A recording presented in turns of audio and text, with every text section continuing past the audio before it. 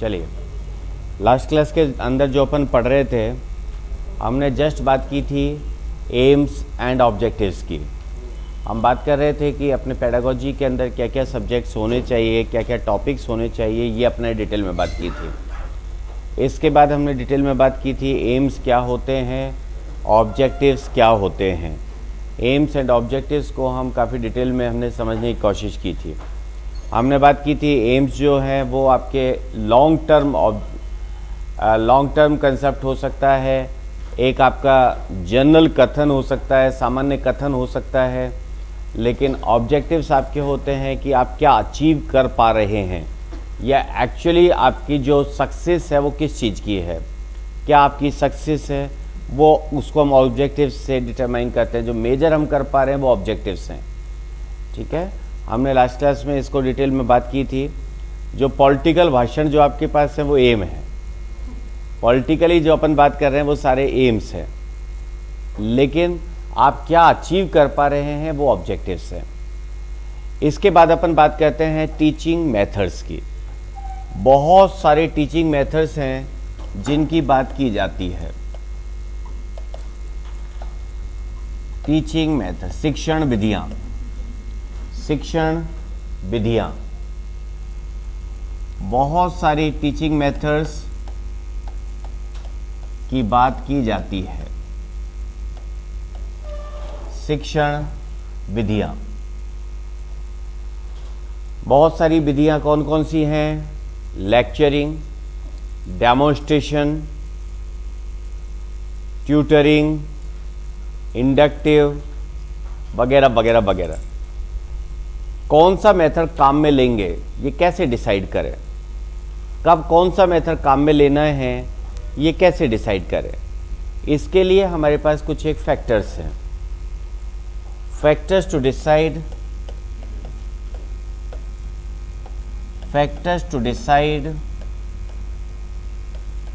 ए specific teaching method.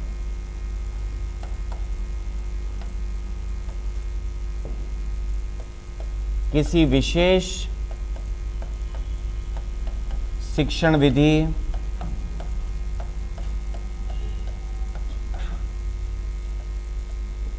को उपयोग में लेने वाले कारक। कैसे तय करें कि कौन सा टीचिंग मेथड काम में लेना है, कौन सा टीचिंग मेथड काम में लेना है? सबसे पहले जो हमारे पास आता है वो है learners ability. Learners ability, learners ability का मतलब क्या है? छात्रों की किस तरीके की एबिलिटी है, छात्रों का क्या लेवल है। ठीक है, आप कहें छात्रों के आधार पर किस तरीके के छात्रों के साथ आप काम कर रहे हैं वो आपको डिसाइड करना होता है, और उसी के ऊपर डिसाइड होती है कि कौन सी शिक्षण विधि आप काम में ले रहे हैं। हर तरीके के स्टूडेंट्स के लिए अलग अलग टीचिंग मेथड आपको काम में लेना पड़ेगा। एक टीचिंग मेथड हर तरीके से हर जगह पर काम में नहीं लिया जा सकता। ठीक बात है सर? चलिए, आप सपोज आप कहें लेक्चरिंग मेथड आपको काम में लेना है। लेक्चरिंग मेथड, टीचर आया, लेक्चर दिया, चला गया। आपको प्राइमरी स्कूल को पढ़ाना है, क्या आप दे पाएंगे? नहीं। उनको तो आपको क्या करना पड़ेगा? डेमोन्स्ट्रेशन। एक जाके ये एक है, ये हाथी है, ये घोड़ा है, एक एक को आपको प्रदर्शन करना पड़ रहा है, डेमोन्स्ट्रेशन विधि जिसे आप कहते हैं। तो सबका एक अलग अलग तरीका होता है। हर तरीके के छात्रों के लिए आप एक अलग तरीके से आपको पढ़ाना पड़ेगा।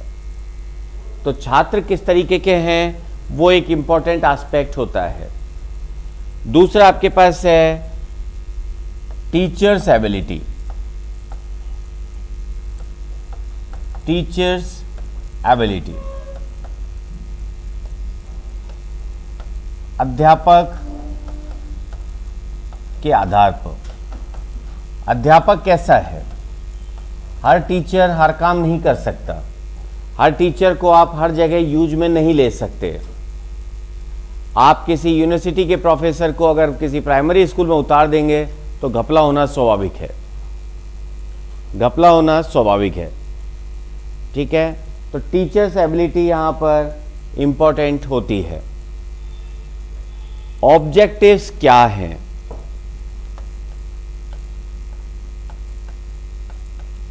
ऑब्जेक्टिव्स क्या हैं? उद्देश्य आपके क्या हैं? आप जब पढ़ा रहे हैं तो आप किस एटीट्यूड को लेकर पढ़ा रहे हैं? सामने वाले को आपको किस तरह से तैयार करना है? यहां पर अपन बात कर रहे हैं, हम पढ़ा रहे हैं आपको, आपसे डिस्कस कर रहे हैं, आप नोट कर रहे हैं। कहीं पर मुरारी बापू का ज्ञान चल रहा है, क्या आप कॉपी पेन लेके बैठते हैं? क्यों? क्योंकि वहां पर ऑब्जेक्टिव क्या है कि उस ज्ञान को आपको आत्मसात करना है, उसको रटना नहीं है, उस ज्ञान को जीवन में उतारना है। तो वहां पर आपके ऑब्जेक्टिव्स अलग हैं, यहां पर आपके ऑब्जेक्टिव्स अलग हैं। तो ऑब्जेक्टिव्स इंपॉर्टेंट रोल प्ले करता है। कौन सी टीचिंग मेथोडोलॉजी आपको काम में लेनी है, उस सब के लिए। ठीक बात है साहब। ऑब्जेक्टिव्स के बाद आपका आता है सब्जेक्ट मैटर क्या है, किस सब्जेक्ट को आप पढ़ाना चाह रहे हैं। सब्जेक्ट मैटर, विषय वस्तु, क्या चीज आपको पढ़ानी है, क्या चीज आपको पढ़ानी है। आप हिस्ट्री पढ़ा रहे हैं, पढ़ाने का तरीका अलग होगा। मैथ्स पढ़ा रहे हैं, उसको पढ़ाने का तरीका अलग होगा। केमिस्ट्री पढ़ाना चाह रहे हैं, उसको पढ़ाने का तरीका आपका अलग होगा। हर सब्जेक्ट को, सब्जेक्ट मैटर को पढ़ाने के लिए अलग अलग मेथोडोलॉजीज काम में ली जाती हैं। ठीक है, तो सब्जेक्ट मैटर यहां पर रोल प्ले करता है टीचिंग मेथोडोलॉजी को डिसाइड करने के लिए कि किस सब्जेक्ट मैटर को आपको पढ़ाना है। राइट। इसके बाद आपके पास आता है स्टूडेंट्स स्किल क्या है।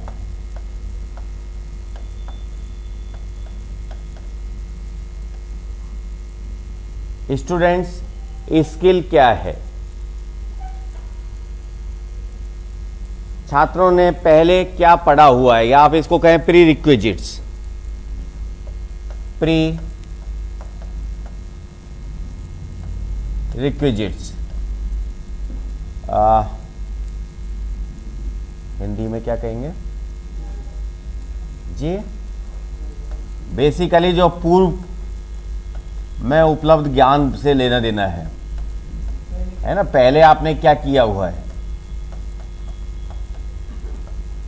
पहले आपने क्या किया हुआ है। प्री रिक्विजिट्स जो आपने पहले किया है, उसी के बेसिस पर आप नई चीज को ज्यादा आसानी से अडॉप्ट कर सकते हैं। ओके,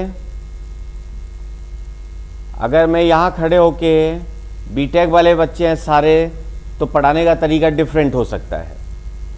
अगर उसमें कुछ बच्चे ऐसे हैं जो साइंस बैकग्राउंड से हैं, जिन्होंने बीएससी किया फिर एमसीए किया, उनको पढ़ाने का तरीका अलग हो सकता है। जिन्होंने बीए करके एमसीए किया, आजकल बीए के बाद भी हो रहा है, उनको पढ़ाने का तरीका अलग हो सकता है। क्योंकि मैथमेटिक्स, अगर जैसे मैथमेटिक्स से रिलेटेड सब्जेक्ट हैं, तो दोनों जगह पर आपको अलग अलग तरह से डिस्कस करना पड़ेगा। एक ही चीज, एक ही तरह से आप हर जगह पर डिस्कस नहीं कर सकते, टीच नहीं कर सकते। ठीक है। इसके बाद आपके पास है टाइम फ्रेम। आपके पास कितना टाइम है उसको पढ़ाने के लिए। समय, कितना समय आपके पास है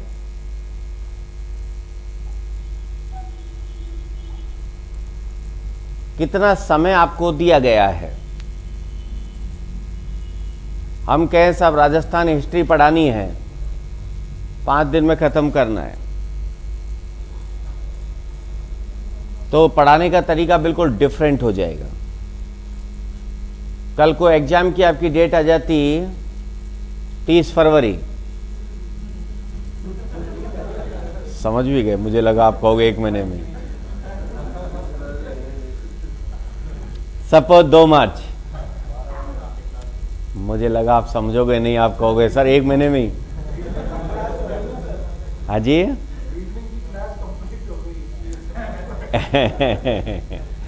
रीजनिंग की क्लास कंप्लीट हो गई तो कैलेंडर याद रहेगी। सपोज 2 मार्च एग्जाम की डेट है, आप कहोगे सर ये पेडागोजी है ना, हम पढ़ लेंगे, आप तो कुछ नोट्स वोट्स हो ना तो दे दो और एक बार एक लेक्चर में ख़त्म करवाओ इसको, हमें घर जाके पढ़ना भी है। तो समय आपके पास कितना है वो डिपेंड करता है, ठीक है ना, कितना समय आपके पास है वो अगेन इंपॉर्टेंट है, राइट जी। एम क्या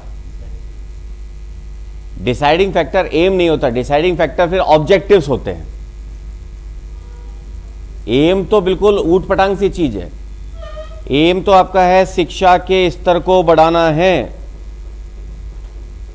कैसे बढ़ाना है वो आपके ऑब्जेक्टिव्स डिसाइड करेंगे कि शिक्षा के स्तर को बढ़ाने के लिए हमारे बच्चों को सपोज हमें कंप्यूटर साइंस में 4 सब्जेक्ट पढ़ाने हैं और किसी भी सब्जेक्ट में हम ये मान के चल रहे हैं 60% से कम मार्क्स नहीं आने चाहिए। एम जो है वो तो एक आप कहें कि जनरल स्टेटमेंट है, इस तरीके का स्टेटमेंट है जिसको केवल क्लासरूम से आप अचीव कर ही नहीं सकते। हमने कल भी बात की थी कि एम्स को कंप्लीट करने के लिए आपके स्कूल को, सोसाइटी को, कंप्लीट नेशन को काम करना पड़ेगा, तब आपके एम्स फुलफिल होंगे। ऑब्जेक्टिव्स आपकी स्कूल, आपकी क्लास, आपके टीचर्स और स्टूडेंट्स मिलकर अचीव कर सकते हैं। ऑब्जेक्टिव्स एक निश्चित सक्सेस है, एक डेफिनेट सक्सेस है। एम्स आपका एक जनरल स्टेटमेंट है, एक फिलोसॉफिकल बात है। आप बैठ के सोच रहे हैं पेड़ के नीचे, काश ऐसा होता, हर किसी के हाथ में लैपटॉप होता, सब आईटी में एक्सपर्ट होते, सब पूरा देश आईटी के ऊपर चल रहा होता, मैं यहीं बैठ के कहूँ आम आ जाए और आर्टिफिशियल इंटेलिजेंस आम मेरे मुंह में आ जाए, मुंह में आम का टेस्ट आ जाए, है ना। ये जो फिलोसॉफिकल जो बातें अपन करते हैं वो आपका एम हो सकता है, लेकिन ऑब्जेक्टिव क्या है कि भैया सामने पेड़ है, उस पर एक आम तोड़ के लेके आऊँगा तो मुझे आम का टेस्ट आ जाएगा अगर खाऊंगा तो। वो ऑब्जेक्टिव है, क्योंकि वो एक डेफिनेट सक्सेस की तरफ आपको ले जा रहा है, जहां पर आप एक फिक्स निश्चित सफलता की तरफ जा सकते हैं ना, वो ऑब्जेक्टिव है। एम आपका एक जनरल स्टेटमेंट है जिसकी आप बात करते हैं।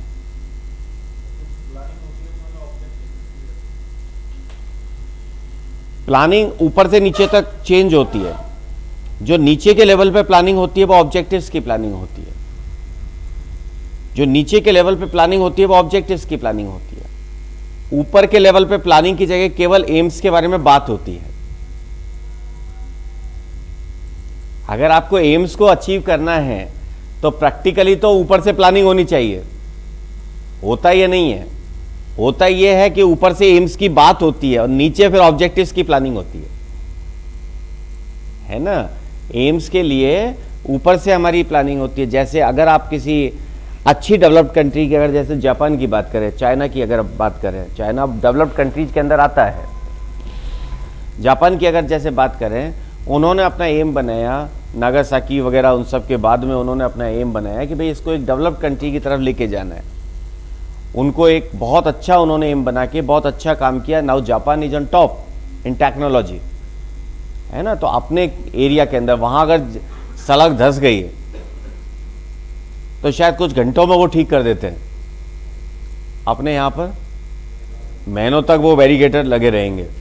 पहले उसका टेंडर होगा, टेंडरिंग प्रोसेस एक तरीके से ज़रूरी है, लेकिन उस टेंडर के होने के बाद नेगोशिएशन होगा सबका,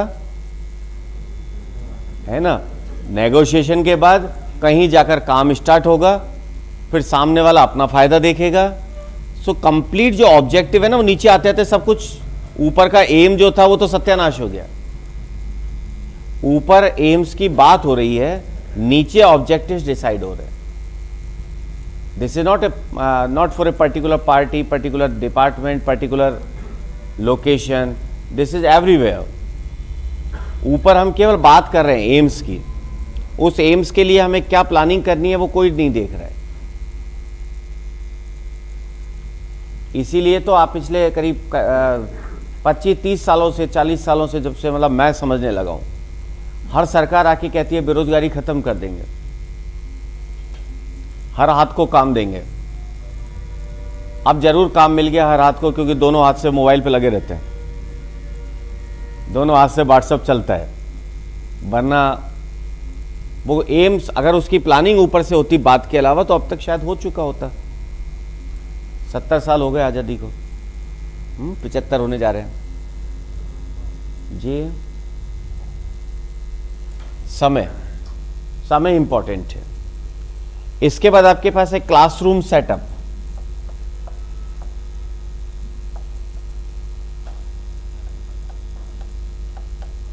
क्लासरूम में आपके पास क्या क्या है? क्लासरूम में आपके पास क्या क्या है?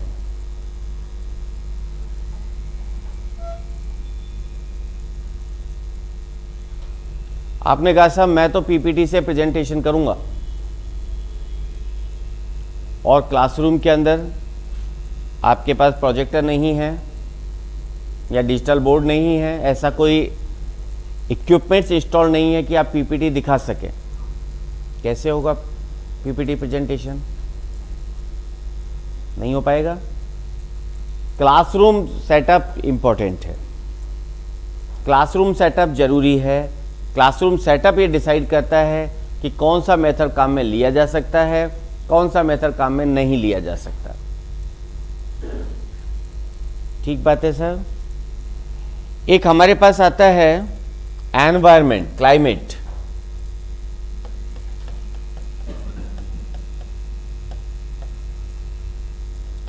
एनवायरमेंट, किस एनवायरमेंट में आप पढ़ाने जा रहे हैं,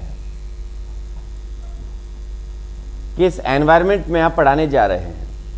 मैं कल भी शायद एक क्लास में बात कर रहा था, पता नहीं आपकी दूसरी क्लास के अंदर, कि जितने भी हमारे अच्छे इंस्टीट्यूट जिन्हें हम कहते हैं आईआईटीज या एनआईटीज, एम्स वगैरह, उनमें क्लासरूम टीचिंग बहुत कम होती है। क्लासरूम टीचिंग बहुत कम होती है।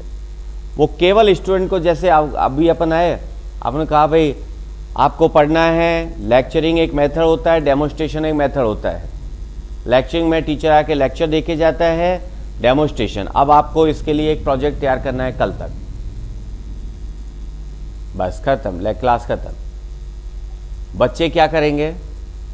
बच्चे वहाँ से खड़े होंगे, अपनी लाइब्रेरी के अंदर जाएंगे या कहीं पर अपना जो लैब बनी होगी वहाँ जाएंगे, लैपटॉप्स वगैरह के उठाएंगे। अब चूँकि आपके पास डिजिटल कंटेंट अवेलेबल है, उससे वो रिसर्च करना चालू करेंगे कि लेक्चरिंग होती क्या है, लेक्चरिंग के क्या फ़ायदे हैं, लेक्चरिंग के क्या नुकसान है, लेक्चरिंग में क्या क्या चीज़ें ज़रूरी है, टीचर कैसा होना चाहिए, स्टूडेंट कैसे होने चाहिए, वगैरह वगैरह सारी चीज़ें वो बनाएंगे। जब वो बनाएंगे तो चीज़ें उनकी बिल्कुल क्लियर हो जाएगी। दूसरे दिन जब क्लास चालू होगी, अच्छा प्रोजेक्ट किस किस ने बनाया, डिस्कस हुआ, 10-15 मिनट प्रोजेक्ट पे डिस्कस किया, अगले 4 मेथड दिए, मार साहब गायब। क्योंकि वहाँ पर उस तरीके का क्लाइमेट उन्होंने बनाया, उस तरीके का एनवायरनमेंट बनाया, उस तरीके की फैसिलिटीज उन्होंने दी है कि स्टूडेंट जाकर खुद अपना काम कर सकें। ठीक है। बाकी और कंटेंट वाइज अगर आप देखते हैं तो कंटेंट वाइज हो सकता है उन्होंने किताबों उनसे कम पढ़ी हो, जो आप पढ़ते हो उनसे हो सकता है कम पढ़ा हो, लेकिन उन्होंने अपनी सेल्फ लर्निंग स्किल्स को बढ़ाया है। फैकल्टीज ने उनको उस तरीके का एनवायरनमेंट दिया कि वो अपनी सेल्फ लर्निंग स्किल्स को बढ़ा रहे हैं। तो क्लाइमेट इंपॉर्टेंट होता है कि किस एनवायरनमेंट के अंदर आप पढ़ाने जा रहे हैं। अगर आप सपोज एक ऐसे एनवायरनमेंट में पढ़ाने जा रहे हैं जहां पर कि सारे लोग एक पर्टिकुलर लैंग्वेज के हैं, तो आपको उसी तरीके से पढ़ाना पड़ेगा। अगर आप किसी ऐसे एनवायरनमेंट में पढ़ाने जा रहे हैं जहां पर मिक्स लोग हैं, कुछ लोग साउथ इंडियंस हैं, कुछ नॉर्थ इंडियंस हैं, कुछ पंजाबीज हैं, कुछ सपोज अपने ईस्टर्न स्टेट्स के हैं, तो वहाँ उसी हिसाब से आपको पढ़ाना पड़ेगा। तो ये डिपेंड करता है कि क्लास का एनवायरनमेंट कैसा है। ठीक है। देन आपके पास है फैसिलिटीज एंड इक्विपमेंट्स। कौन कौन सी फैसिलिटीज या इक्विपमेंट्स आपके पास है?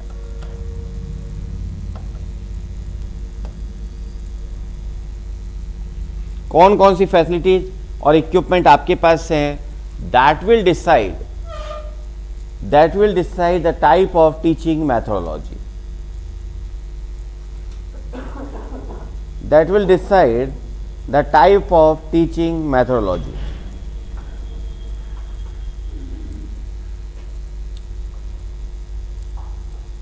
ठीक है सर, यहाँ तक सब ठीक? तो ये जनरल फैक्टर्स हैं जिनके ऊपर कि आप टीचिंग मेथड डिसाइड करते हैं। ये जनरल मेथड हैं जिनके ऊपर कि आप टीचिंग मेथड डिसाइड करते हैं। ये वो कारक हैं जिनसे कि शिक्षण विधि का तय होता है कि किस तरह पढ़ाना है। याद कीजिए, मैं जब पढ़ाने आया था तब कैसे पढ़ाता था, अब कैसे पढ़ाता हूँ। इनमें से बहुत सारे कारक बीच में आ गए, बहुत सारे कारक बीच में आए जिन्होंने मुझे कहा कि नहीं भैया, अपन यहाँ पर ऐसा नहीं कर सकते, यहाँ पर अपने आप को चेंज करना पड़ेगा। उन सभी कारकों ने यहाँ पर अपना आप इतने तेज क्यों हंसे भाई? मुझे चारों तरफ देखना पड़ता है।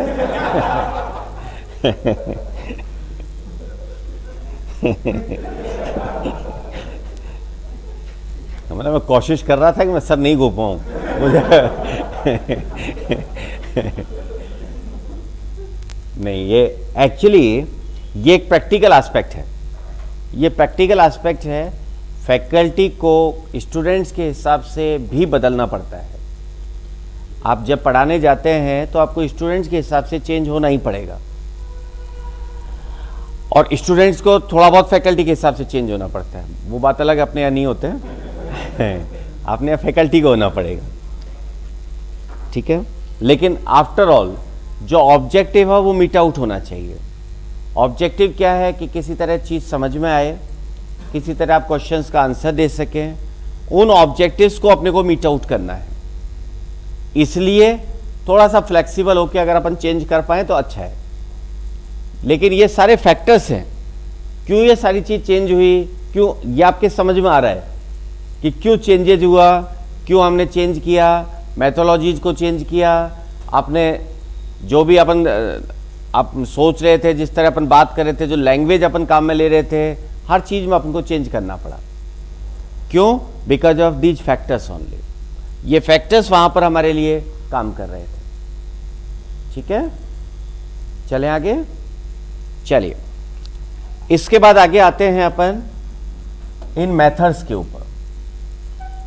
तो सबसे पहले हमारे पास आ गया लेक्चर मेथड, व्याख्यान।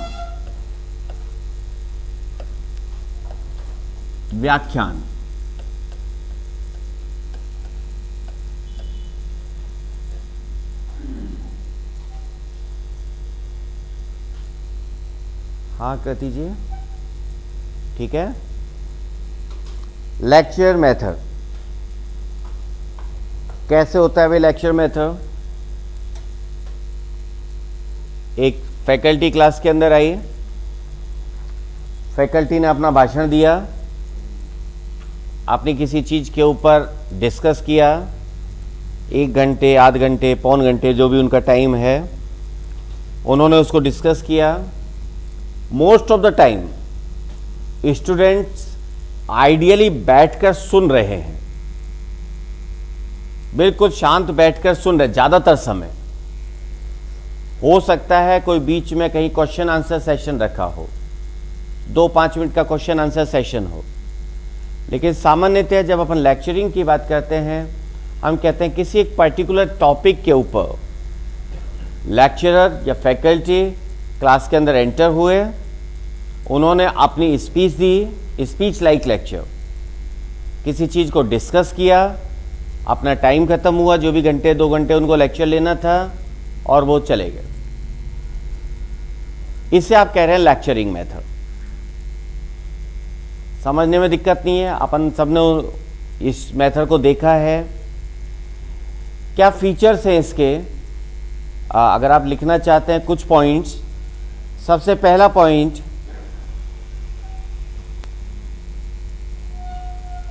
मैं पहले इंग्लिश फिर हिंदी दोनों में लिखवा देता हूं। Convenient method for a teacher, convenient method for a teacher, शिक्षक के लिए, शिक्षक के लिए यह एक आसान विधि है।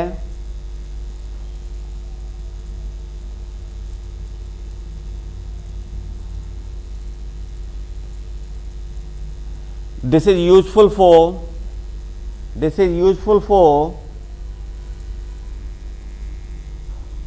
higher classes,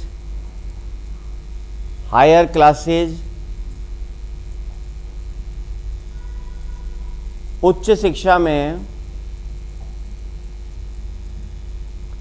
शिक्षा में इसे ज़्यादा काम में लिया जा सकता है।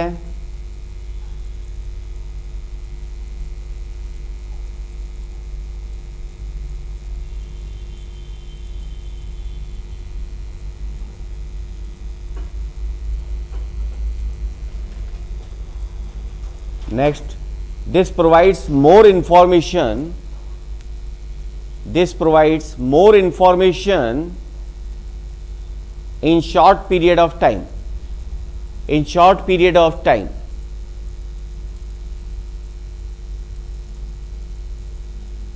इस विधि के द्वारा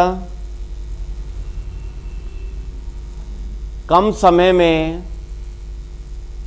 समय में अधिक जानकारी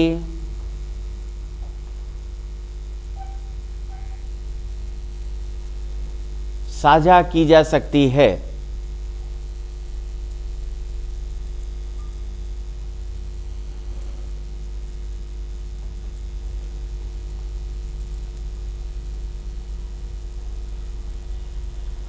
Next, more students can listen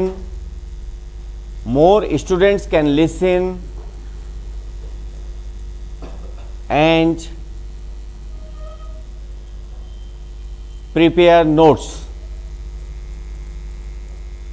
More students can listen and prepare notes.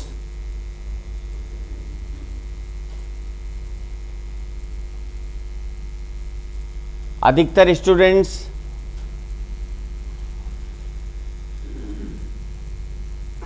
सुन सकते हैं एवं क्लास नोट्स तैयार कर सकते हैं। क्लास नोट्स तैयार कर सकते हैं।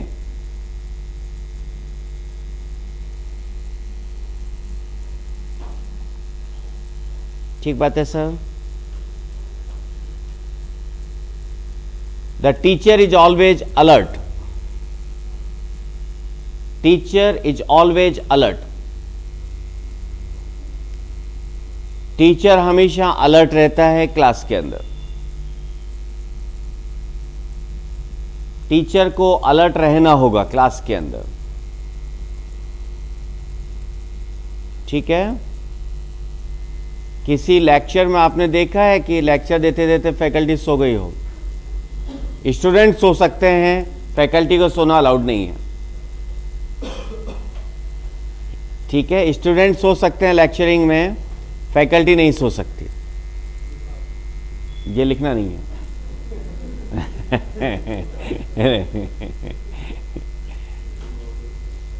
चलिए, अब अपन आते हैं इसके गुण दोष पर। मेरिट्स और गुण।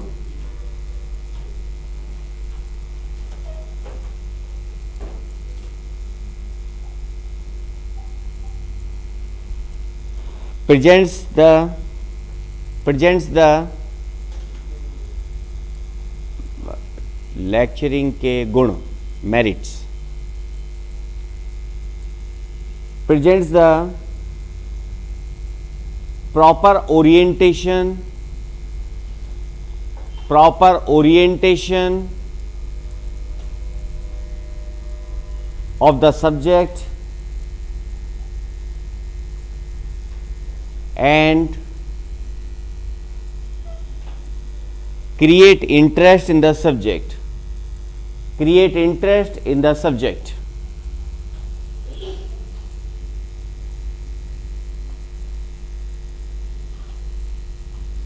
यह विषय की पूरी जानकारी देता है,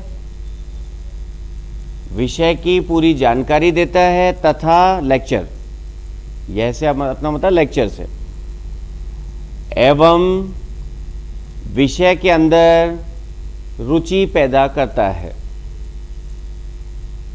जब तक आप किसी सब्जेक्ट को डिटेल में डिस्कस नहीं करेंगे तब तक उस सब्जेक्ट के अंदर इंटरेस्ट नहीं आ सकता, right. Then next,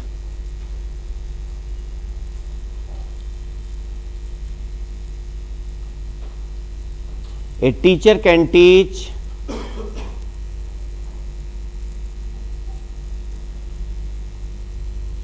huge number of students,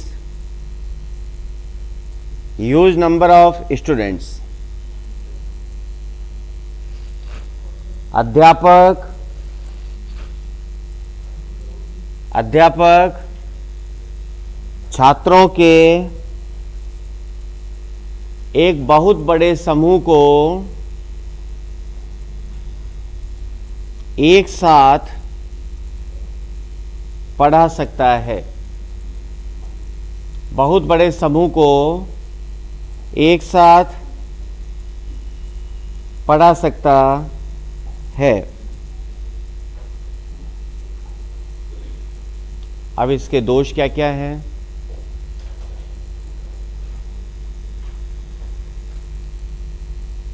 It neglects demerits, it neglects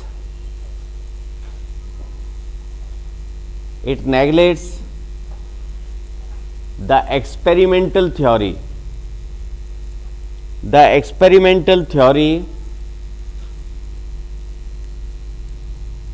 and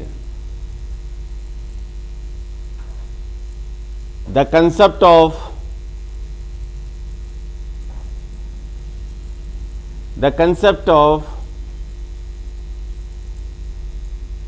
learn by doing,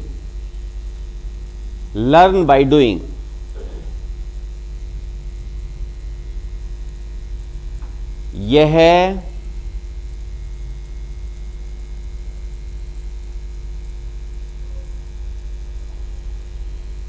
कार्य करते हुए सीखने एवं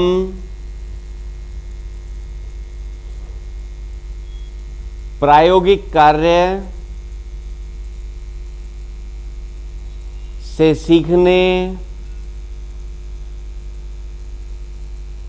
की अवधारणा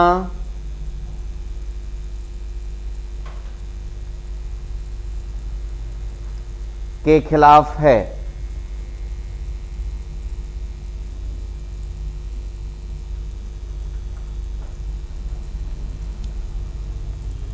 next,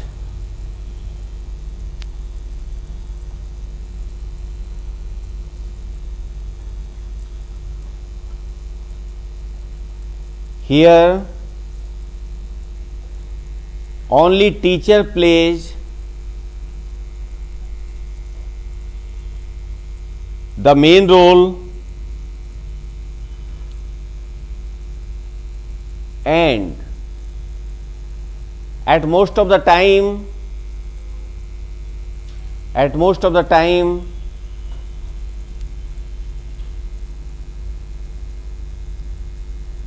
teacher don't even know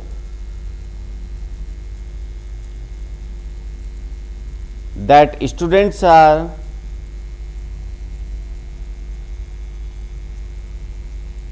following him or not.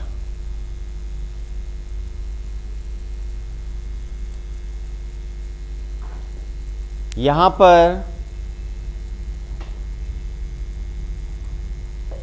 अध्यापक मुख्य भूमिका में होता है, मुख्य भूमिका में होता है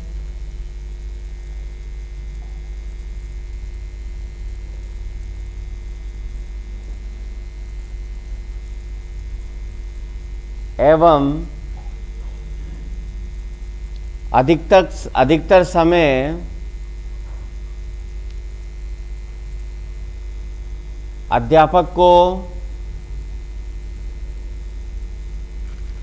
यह पता भी नहीं होता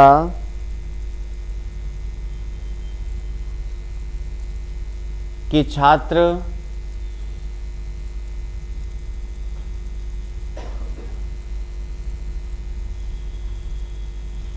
उनका अनुसरण कर पा रहे हैं, उनका अनुसरण कर पा रहे हैं या नहीं।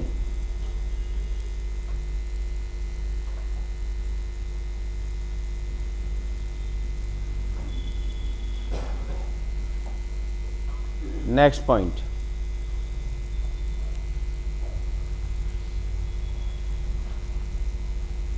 rate of imparting knowledge,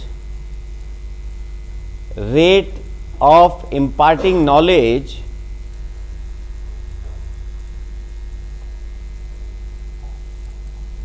to students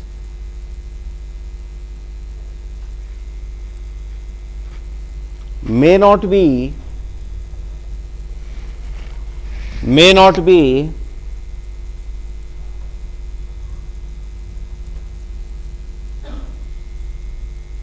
according to the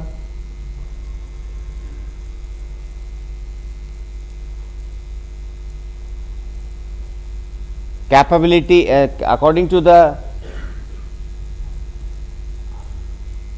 lecture given by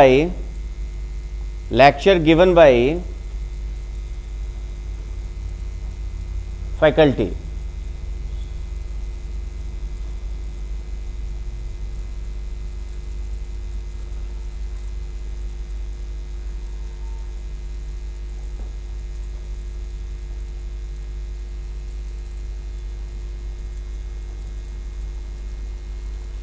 छात्रों के द्वारा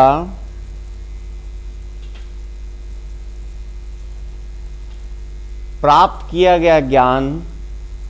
गए ज्ञान की दर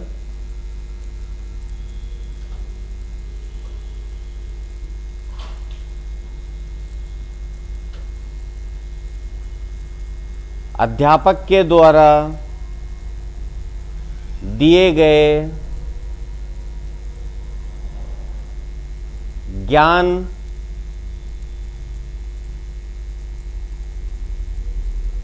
की तुलना में बहुत कम हो सकता है, बहुत कम हो सकता है। ठीक है, सेंटेंस बन गया, चल जाएगा। अर्थात सीधा सा है, फैकल्टी ने जो 2 घंटे स्टेटमेंट दिया, हो सकता है स्टूडेंट्स उससे बहुत कम ग्रैस्प कर पाए हों, है ना। कोई ज़रूरी नहीं है कि दोनों की जो रेट है, रेट ऑफ लर्निंग जो स्टूडेंट्स की है, वो उसी रेशो में रही हो जिस रेशो में कि फैकल्टी ने टीच किया है। ओके, यहाँ पर थोड़ा वेरिएशन, डिफरेंस आ सकता है, आता है, राइट। नेक्स्ट जो मेथड अपना आता है that is demonstration method. Demonstration method,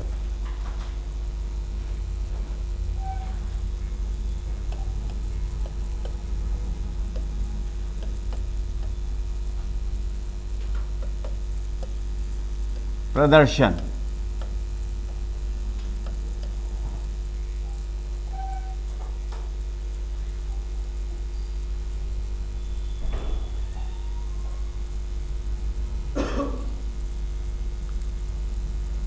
प्रदर्शन, किसी चीज को दिखाकर समझाना। ये है ए, ये बी, ये हाथी, ये घोड़ा, ये कुत्ता, ये बिल्ली, है ना, वो जो अपन समझाते हैं, that is demonstration method.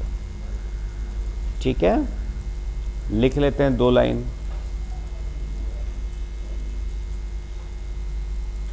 totally based on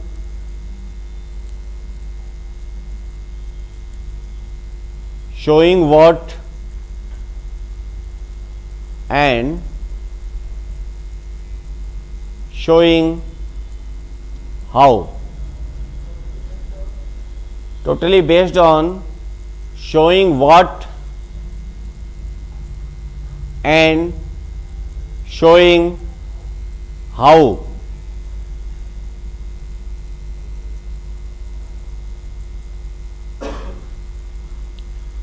The teacher only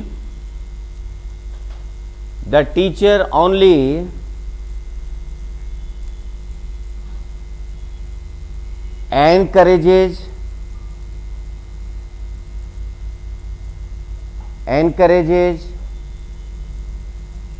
to make observations and students act accordingly.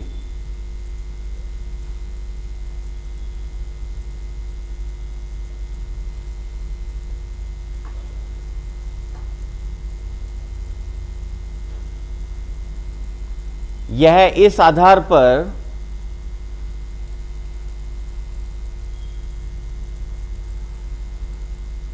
निर्भर है कि क्या दिखाया गया है एवं कैसे दिखाया गया है।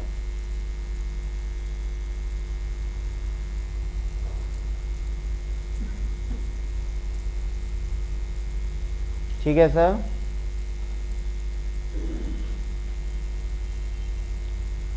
इस विधि के अंतर्गत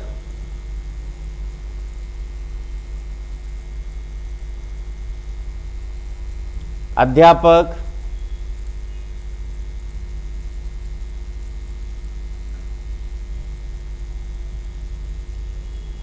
दिखाए गए अवयव को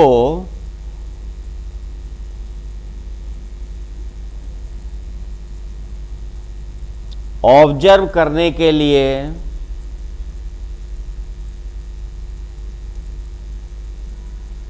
प्रोत्साहित करता है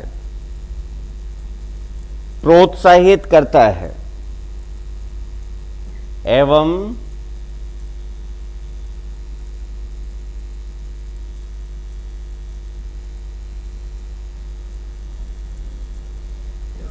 छात्र उसी अनुसार कार्य करते हैं। छात्र उसी अनुसार कार्य करते हैं। देखिए, जनरल लाइफ में भी अपन जो छोटे बच्चे होते हैं ना, उनको उसी हिसाब से सिखाते हैं।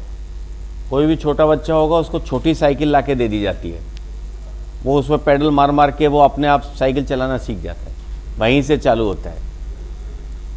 जो बच्चियां होती हैं, उनको जो उनके जो भी आइटम्स लाके दिए जाते हैं, जैसे सपोज किचन का सामान लाके दिया, वो उसी से अपना सारी चीज़ सीख जाती हैं।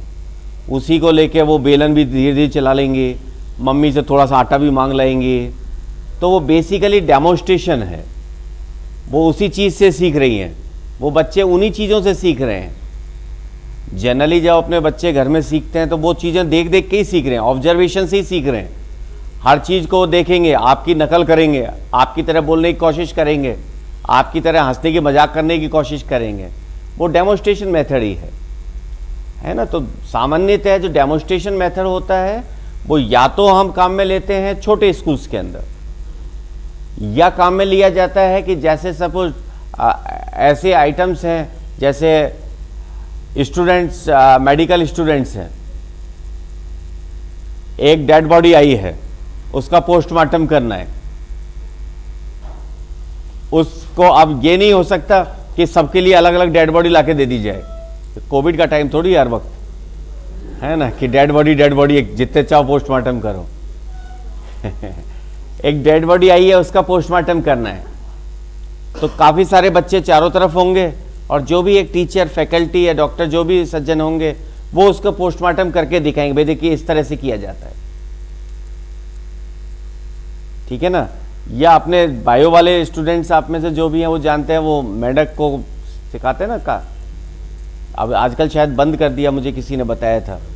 हमारे टाइम पे मेढक को काट कर ना सिखाया जाता था, किस तरह मेढक को काटा जाता है ना, वो सिखाया जाता है, जो भी आप टर्म उसमें काम में लेते हैं।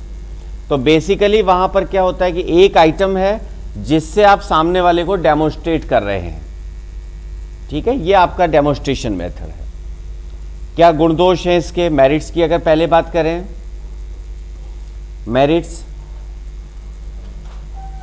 Covered in short time, covered in short time, सूक्ष्म समय में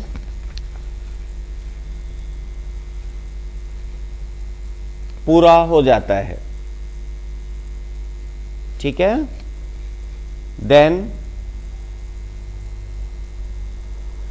only one set of apparatus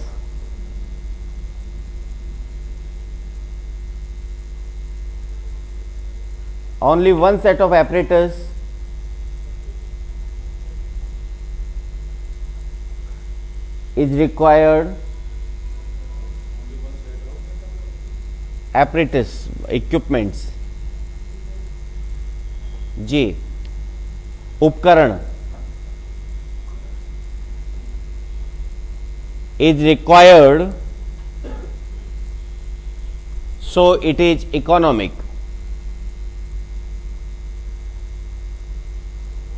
केवल एक ही उपकरण की आवश्यकता होती है, केवल एक ही उपकरण की आवश्यकता होती है, क्योंकि डेमोन्स्ट्रेट करना है ना,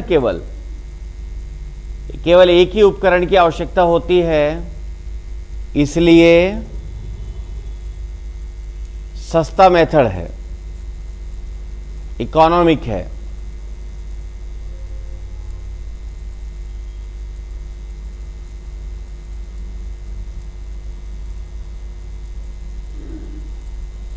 Next, by the expression of students,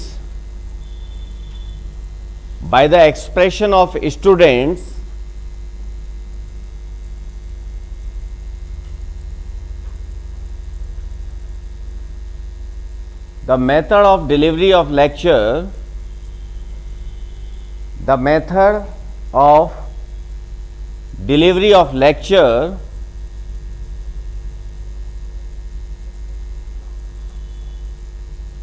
could be varied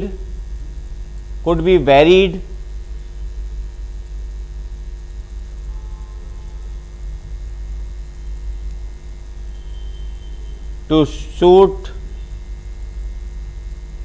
the need of the learners.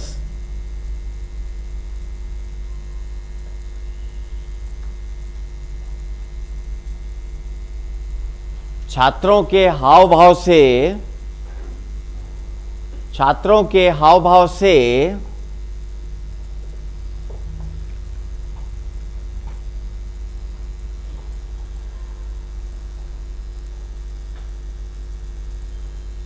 आवश्यकता अनुसार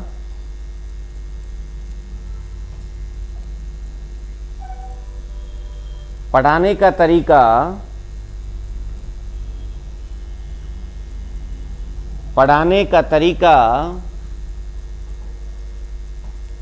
बदला जा सकता है।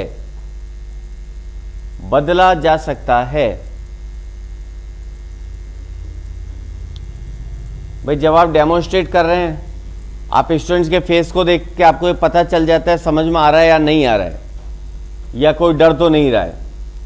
जैसे पोस्टमार्टम करने वाला जो एग्जाम्पल अपन ले रहे थे, शुरू में क्या होता है कि जैसा डॉक्टर्स लोग बताते हैं कि जब पहली बार डेड बॉडी सामने आती है काटने के लिए तो कई स्टूडेंट्स बेहोश हो जाते हैं, कई के हाथ कांपने लग जाते हैं।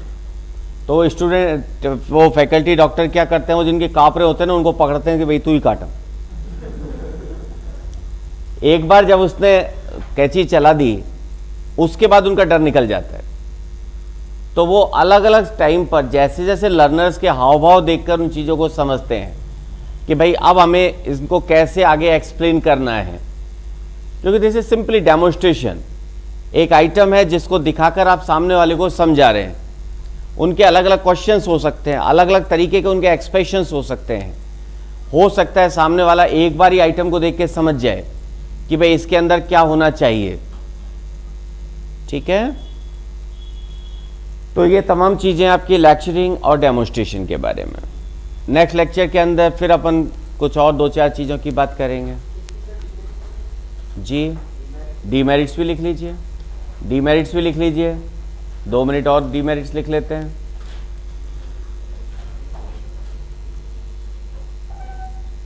जिसकी मेरिट्स होंगे डीमेरिट्स जरूर होंगी, नहीं होगी तो अपन बना लेंगे। पहला, no practical work. No practical work, क्योंकि आप डेमोन्स्ट्रेट कर रहे हैं, कोई भी प्रैक्टिकल कार्य नहीं होता। आपने डेमोन्स्ट्रेट कर दिया, आपने बच्चों को बताया बेटा ये है ए, अब बच्चा क्या करेगा? ए बोलेगा, लेकिन अब उस ए को बनाने में के लिए उसको एक अलग मेथड की जरूरत है। आपने ए को बता तो दिया, लेकिन उस ए को बनाने के लिए उसको एक अलग मेथड की आवश्यकता होगी। ठीक है, then it seems that all students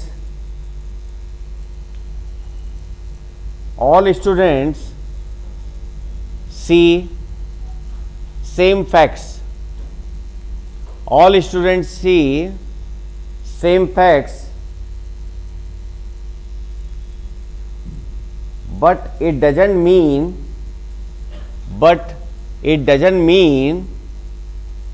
they follow it. It doesn't mean they follow it.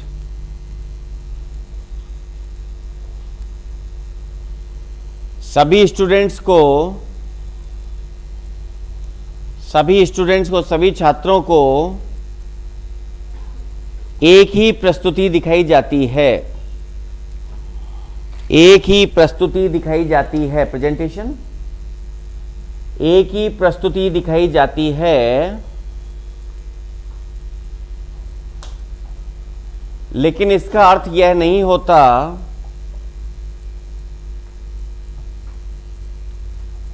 कि सभी छात्र